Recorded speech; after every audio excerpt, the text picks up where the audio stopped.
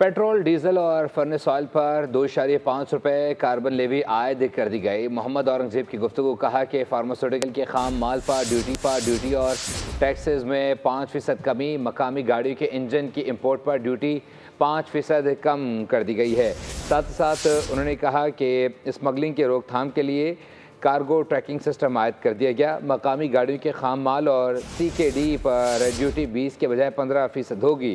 सनतों के पैकेजिंग के खाम माल पर ड्यूटी 10 से कम करके 5% कर दी गई।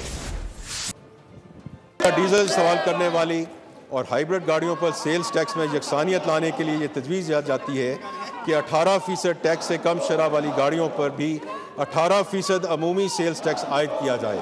2024-25 में एक्सपोर्ट फैसिलिटेशन स्कीम के रजिस्टर सार्फिन के लिए खाम माल की मुकामी ख़रीदारी पर सेल्स टैक्स आयद किया गया था। इस तब्दीली से कपास के मुकामी काश्तकारों और टेक्सटाइल मिलों, ख़ास तौर पर स्पिनिंग यूनिट्स को शदीद मुश्किलात का सामना करना पड़ा, क्योंकि दरामदी धागा सेल्स टैक्स से मुस्तस्ना रहा।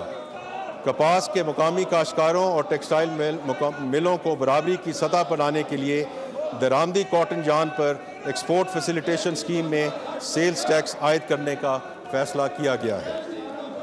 जनाब स्पीकर, हम सेल्स टैक्स में चोरी को रोकने के लिए सख्त इक़दामात मुतारफ़ करा रहे हैं।